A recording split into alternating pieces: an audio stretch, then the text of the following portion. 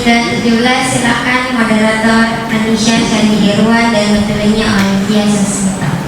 Naik ke atas untuk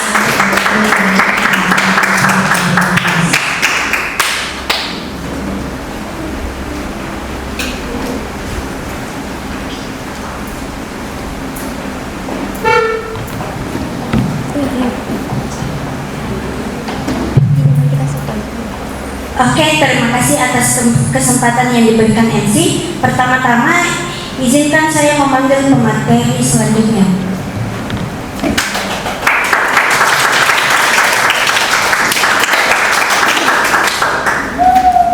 Selanjutnya, saya akan memperkenalkan pemateri kita hari ini, yaitu nama Naila Salsabila, kelas 12 IPA 1, NAI 04 garing angka Romawi 3 garing PD titik 16 strip MKS garing 2023, jabatan sebagai bendahara, alamat Jalan Sekar Munir 018 dan nomor telepon 08596 41827 dan 98. Untuk mempersingkat waktu, saya mempersilakan kepada pemateri untuk memaparkan materi. Oke, Assalamualaikum warahmatullahi wabarakatuh. Waalaikumsalam warahmatullahi wabarakatuh. Masih semangat, Ji? Apa? Insya Allah. Berarti mau sekali makan? Oh, tidak, Ji. Oke, sebelum mulai ke materiku, maka memperlihatkan sebuah video dulu.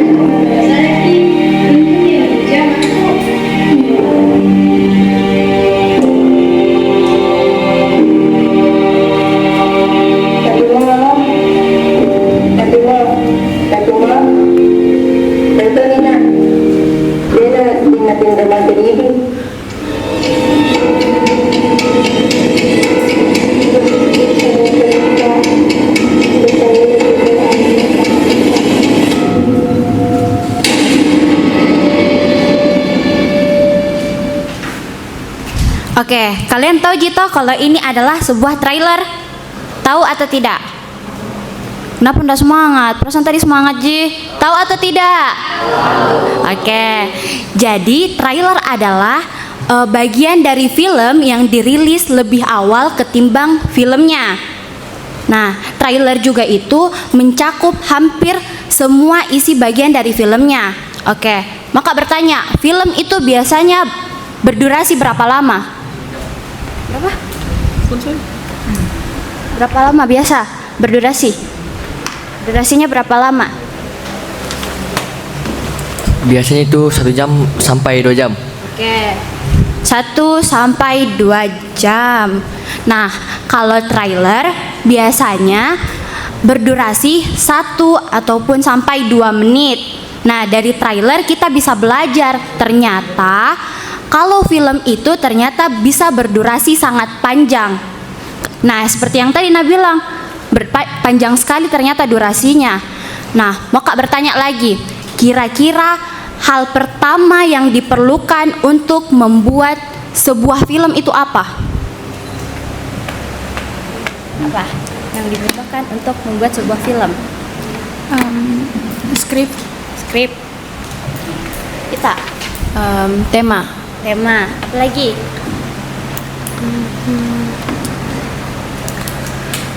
Coba saja. Apa? Kameramen. Apa kita? Genre. Nah, jadi sebenarnya yang kita perlukan dalam membuat sebuah film yang pertama itu ada skenario. Jadi hari ini materiku adalah penulisan skenario, membangun kerangka dasar sebuah film. Nah, next, lanjut nih. Oke, maka bertanya lagi, apa itu skenario film? Menurut Pak, apa itu skenario film? Skenario film.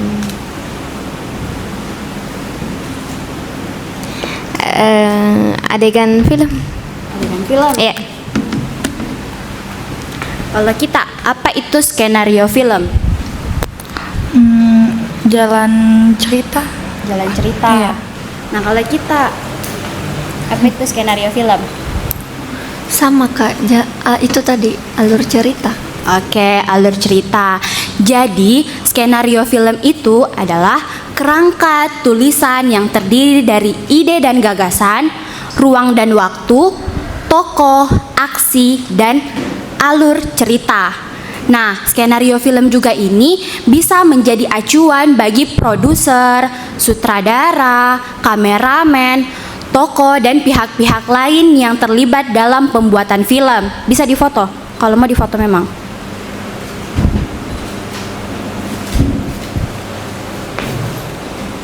Oke, mau Kak bertanya, bentuk dari skenario itu apa? Bentuknya skenario itu mungkin kalian pernah lihat atau tahu bagaimana itu bentuknya? Bentuk.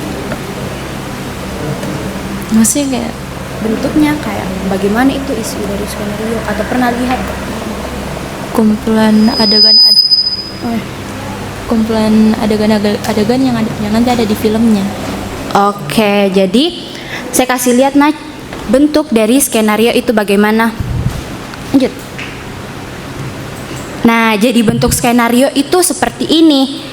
Dia itu catatan-catatan kecil yang tidak tersusun rapi seperti naskah. Kan kalau naskah itu tersusun rapi gitu. Beda sama skenario. Skenario itu dia itu seperti ini, catatan-catatan yang yang seperti ini. Nah, jadi skenario juga itu tidak perlu format tertentu karena yang tahu skenario film itu hanya si penulis ceritanya. Nah, orang yang biasa kita tiru dalam penulisan skenario itu ada dua orang ini. Ada yang tahu mereka berdua siapa? Yang ini siapa? Raditya Dika. Kalau yang ini? Hah? Siapa tadi? Siapa tadi ini? Oh, jadi ini adalah Bene Dion. Oke. Pahami sampai sini enggak apa itu skenario film? Paham atau tidak? Ih, kenapa tidak semangat? Paham atau tidak? Apa? Paham dikit. Oke. Jadi sebelum kita membuat skenario film itu, tentunya kita butuh genre. Nah, genre di dalam film itu banyak sekali toh. Coba sebut-sebut apa saja genre yang ada di dalam film. Komedi, ya, action, apa lagi? Romance, apa lagi? Fantasi, apa lagi? Genre yang ada di dalam film kan banyak sekali. Coba sebut. Hah? Aksi, apa lagi? Horor. Nah, betul sekali Mi, apa yang kalian tadi jawab. Ada drama, ada komedi, ada horor, dan ada action, dan masih banyak lagi. Nah, oke, kita lanjut ke langkah-langkah membuat skenario. Nah, yang pertama itu ada ide pokok. Ide pokok itu pesan sutradara untuk penonton yang nantinya akan menjadi film. Sampai sini paham? Atau mau diulang lagi? Ulang. Jadi, ide pokok itu pesan sutradara untuk penonton yang nantinya akan menjadi sebuah film. Oke, kasih contoh nah. Kasih lihat dulu. Kemarin kan sudah dikasih tahu. Kalian harus nonton filmnya Mama toh. Nah, sebelum ku kasih lihat contoh ide pokok itu, maka tanya kalian, ide pokok dari Mama itu apa? Apa lagi? Apa? Apa? Tidak aja. Apa? Jawab saja. Mengingat pesan orang tua. Mengingat pesan orang tua. Kalau kita, ide pokok dari Mama itu apa? Harus melestarikan bahasa lain. Oke, mari kita lihat ide pokok dari Mama itu apa. Bisa dibaca? Coba saja. Ide pokok film Mama itu seorang anak daerah yang tidak bisa menggunakan bahasa ibunya karena tidak ada yang mengajarkannya. Oke, makanya di Mama itu di filmnya dikisahkan ada ibunya, ada anaknya, dan diceritakan juga ibunya sudah tidak ada. Nah, inilah contoh dari ide pokok. Sampai sini paham enggak apa itu ide pokok? Paham? Jadi ku lanjut Mi nih. Karena paham Mi. Lanjut Mi. Oke. Lanjut Mi. Oke, yang kedua itu ada logline. Logline itu intisari dari cerita yang terdiri satu ataupun dua kalimat yang berisikan tentang karakter, mempunyai tujuan, dan tujuannya ini ada hambatannya. Oke, paham? Mau Kak bertanya? Oke, flashback dulu nah ke Mama lagi. Mau Kak bertanya, logline dari Mama itu apa? Kan tadi sudah saya jelaskan apa itu logline. Mau Kak bertanya, logline itu apa? Logline-nya Mama itu apa?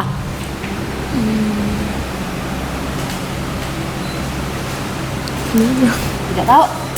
Oke, mari kita lihat logline-nya Mama itu apa. Bisa dibaca? Dari kisah perjalanan. Ya.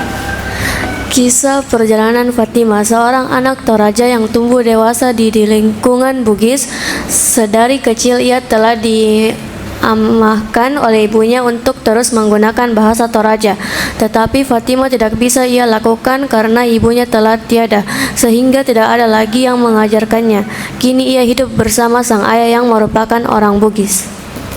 Nah, makanya logline dari Mama itu diceritakan seorang anak Toraja yang tumbuh dewasa di lingkungan Bugis.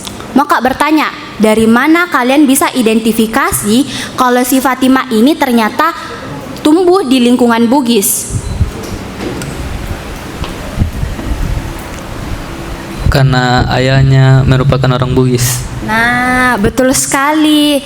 Jadi selain ayahnya juga adalah orang Bugis, di filmnya juga itu di sekitarnya teman-temannya yang ada di sekolah menggunakan bahasa Bugis. Makanya film Mama bahasa dasarnya itu adalah bahasa Bugis. Nah, sampai sini paham enggak apa itu logline? Paham nih? Mau difoto contohnya? Paham enggak? Oke, lanjut Mi. Kita lanjut ke latar, tempat dan waktu berlangsungnya cerita. Nah, astaga. Yang dimana latar itu biasanya menggunakan tempat yang realistik atau yang nyata. Tapi ada beberapa film juga menggunakan latar yang imajinasi. Contohnya itu seperti ini, filmnya apa? Kalau ini? Kalau yang ini? Nah, mereka ini menggunakan latar yang imajinasi atau tidak nyata. Sampai sini paham nih? Apa itu latar? Oke, kita lanjut ke penokohan. Penokohan itu upaya menampilkan gambaran dan watak para tokoh dalam sebuah cerita. Nah, di penokohan ini juga kedudukannya sangat tinggi karena aktor-aktor ini yang akan menyampaikan pesan dari sutradara untuk ke penonton. Nah, maka bertanya, ini siapa? Kenapa enggak semangat? Siapa nih? Nah, kalau yang ini? Kalau yang itu? Cowokku memang. Kalau yang ini? Song Hye Kyo. Kalau yang ini? Nah, kalau yang ini siapa? Jangan salah nah, semua orang bisa jadi aktor. Jadi siapa tahu di sampingnya temannya kalian nanti pasnya lulus SMA jadi aktor terkenal ki, simpan memang nomornya dok. Oke, kita lanjut. Di penokohan itu ada beberapa jenisnya. Nah, seperti tokoh protagonis dan tokoh antagonis. Sampai sini pahami tentang penokohan? Paham gitu? Oke, kita lanjut Mipale. ke basic story. Nah, basic story ini tentunya pasti kalian sudah tahu Mi, karena ini sesuatu yang umum ketika kita membuat sebuah cerita. Nah, bagian-bagian dari basic story ini ada latar, ada pengenalan tokohnya, ada permasalahan yang dihadapi si tokoh, terus pasti ada juga cara mengatasi permasalahannya. Nah, dilanjutkan pasti ada juga hambatannya, hambatan dari permasalahannya. Nah, yang terakhir pasti ada berhasil atau tidaknya si tokoh itu menyelesaikan masalah. Karena pasti film itu ada pasti masalahnya toh. Nah, tiap ending itu pasti juga ada bagaimana dia berhasil atau tidak menyelesaikan masalahnya. Betul? Oke, sampai sini paham apa itu bagian-bagian dari basic story? Paham? Oke, lanjut Mi Pale. Kenapa enggak semangat? Habis ini mau makan. Oke, plot atau alur. Bagaimana peristiwa ditata atau disusun sedemikian rupa untuk mencapai efek tertentu untuk penonton. Nah, di plot atau alur ini juga ada beberapa jenisnya. Nah, ada yang linear dengan non-linear. Kalau linear itu peristiwa-peristiwa yang disusun berdasarkan waktunya. Jadi dia kayak nanti dikasih contoh. Nah, kalau yang non-linear, peristiwa-peristiwa yang disusun tidak berdasarkan waktunya. Kayak dia ini bolak-balik ke masa lalu Ki, alurnya. Pahami? Nah, saya kasih contoh Pale. Di kalau linear nah, dia itu Toy Story. Kenapa? Karena kita mengikuti petualangannya Woody dengan Buzz. Cocok atau tidak? Siapa itu ngantuk? Oke, kita lanjut ke contoh non-linear. Nah, filmnya Memori kan kemarin sudah disampaikan juga toh, harus nonton filmnya Memori. Kenapa bisa Memori ini masuk ke dalam jenis non-linear? Tidak bisa jawab berarti tidak nonton. Udah aku nonton Kak. Astaga, siapa yang nonton? Nah, kenapa bisa? Karena dia menceritakan tentang benteng ujung masa lalu dari benteng ujung pandang. Iya, oke. Kasih tepuk tangan.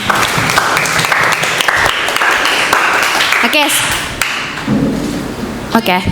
Kita tidak sih. Oke. Sampai sini paham tidak sama apa itu plot atau alur? Paham? Jadi ku lanjut Mi. Oke, lanjut.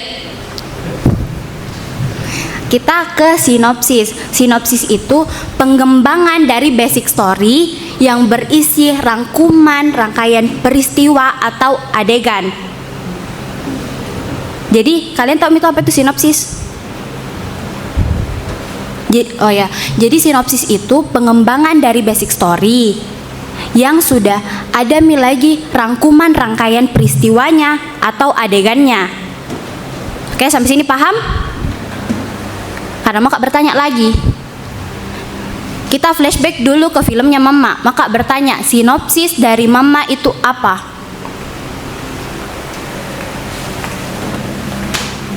Nonton enggak filmnya kemarin? Mama. Kan sudah disampaikan. Tahu enggak sinopsis dari Mama itu apa? Tidak tahu. Oke. Tahu enggak sinopsis dari Mama itu apa? Enggak. Tidak tahu. Ih, baca GBJ semua nih kah? Oke, kita lihat Pale dulu nah. Sinopsisnya Mama. Nah, baca Mi. Ada yang mau baca? Oke. Sinopsis Mama. Film ini mengisahkan tentang seorang anak yang tumbuh dengan budaya dan bahasa Bugis. Meskipun ia dibesarkan dengan budaya dan bahasa Bugis, anak tersebut diamanahkan oleh ibunya untuk mempertahankan dan menggunakan bahasa Toraja. Sanggupkah ia menjalankan amanah yang diberikan oleh ibunya? Oke, Maka bertanya, apakah di kalimat terakhir ini tercapai enggak? Sanggupkah ia menjalankan amanah yang diberikan oleh ibunya? Iya atau tidak? Oke, kenapa tidak? Karena Fatima tidak bisa bahasa Toraja karena tidak ada yang ajar. Nah, betul sekali. Nah, sampai sini paham tidak apa itu sinopsis? Paham atau tidak? Paham? Oke, lanjut Mipale. Ke treatment. Treatment itu kerangka skenario yang dikembangkan dari sinopsis dengan penjelasan yang lebih detail. Nah, treatment juga ini bagian terkecil dari skenario. Nah, yang biasa dipegang oleh aktor itu naskah yang berisikan hanya adegan dengan dialognya. Toh? Nah, kalau skenario sudah lengkap nih isinya. Ada dialog sama adegannya, terus ada juga arah-arah kameranya dan penjelasan-penjelasan yang tadi saya jelaskan di awal itu. Nah, termasuk semua dalam skenario. Nah, saya kasih contoh Nah, kalau yang di sebelah sini naskah yang diproduksi oleh Bayu, yang dimana hanya berisikan dialog dengan adegan-adegannya. Nih, bisa dibaca. Nah, dia cuma berisikan dialog dengan adegan. Sedangkan kalau di Pandu itu modelnya seperti ini.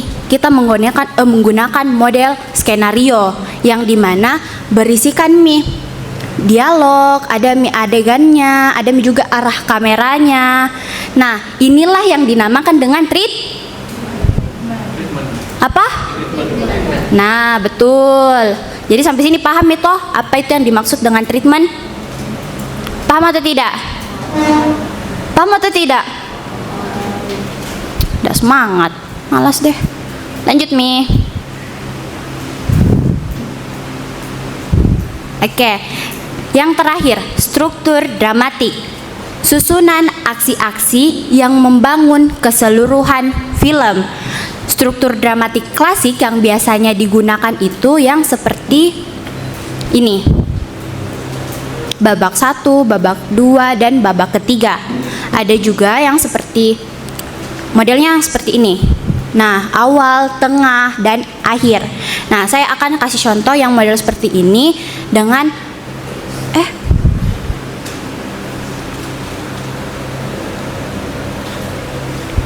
mati enggak sih? Mati ya? Nah, dengan contohnya filmnya itu ini, ada yang sudah nonton toh filmnya? Ada yang belum, ada yang sudah. Siapa-siapa yang sudah? Angkat tangan. Siapa-siapa yang sudah yang nonton filmnya ini? Kenapa Anda mau angkat tangan? Oke, ada berarti yang sudah nonton. Mari kita lihat pembahasannya.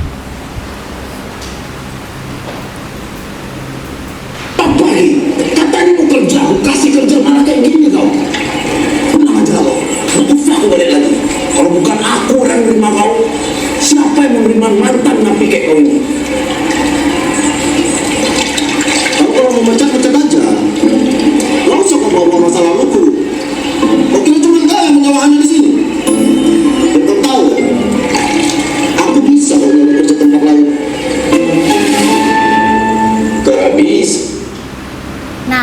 Nah, inilah yang dinamakan babak awal atau babak pertama, yang dimana si tokoh-tokohnya itu diperkenalkan. Jadi tidak mudah untuk membuat penonton tidak bosan, makanya di babak awal ini lebih baik dipercepat saja agar struktur dramatiknya lebih baik. Sampai sini paham apa itu babak pertama atau babak awal? Paham atau tidak? Oke, lanjut ke babak kedua.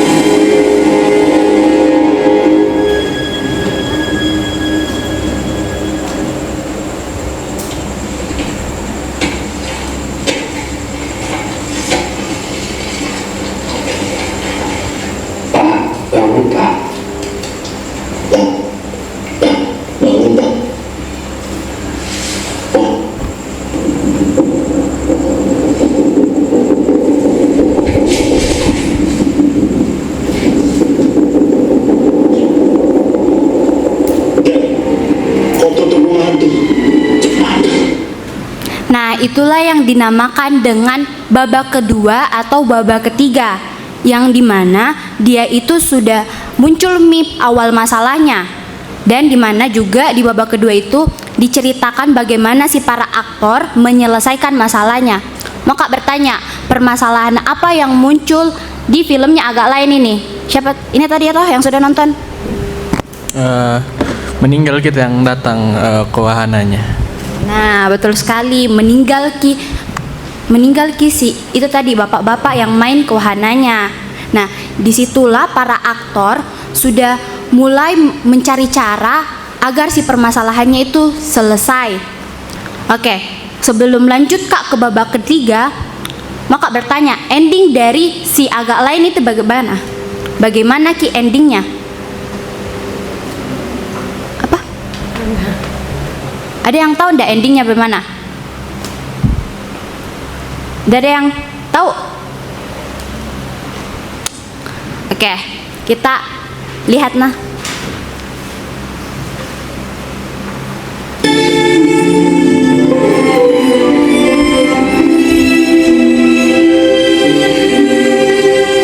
Mengadili menyatakan para terdakwa terbukti secara sah dan meyakinkan bersalah melakukan tindak pidana karena kelalaiannya mengakibatkan matinya orang dan mengubur mayat untuk menyembunyikan kematian orang yang dilakukan secara bersama-sama sebagaimana dalam dakwaan ke-1 dan ke-2, menjatuhkan pidana kepada para terdakwa selama 2 tahun 4 bulan. Nah, itulah yang dinamakan babak ketiga, di mana terjawab sudah penasaran yang pas kalian. Apakah dia happy ending atau sad ending?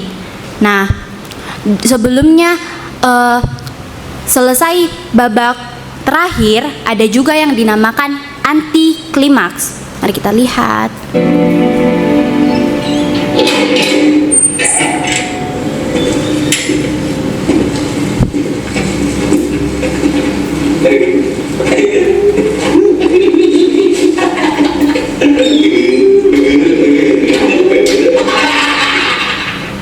Nah, itulah yang dinamakan dengan anti klimaks, di mana berbahagia semua orang-orang yang ada di filmnya.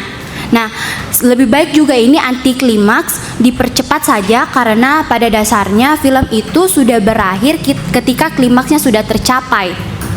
Oke, kembali ke materi kok. Sampai sini paham tidak apa itu struktur dramatik? Paham? Oke. Selesai sudah materiku. Yeay. Saya kembalikan ke moderator. Oke.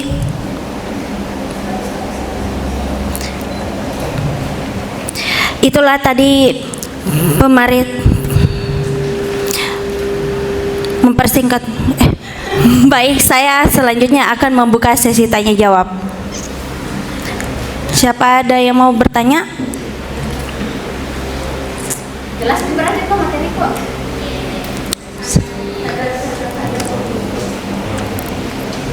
Jika tidak ada yang bertanya, saya akan lanjut ke notulen untuk membacakan kesimpulan.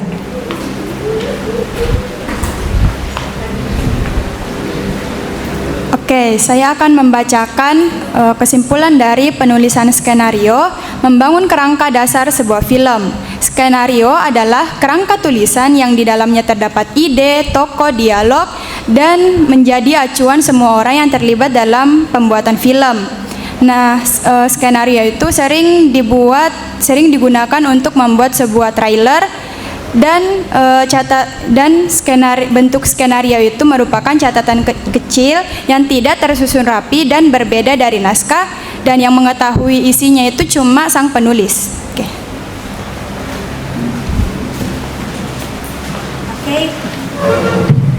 Oke, sekian dari pemateri ke-17.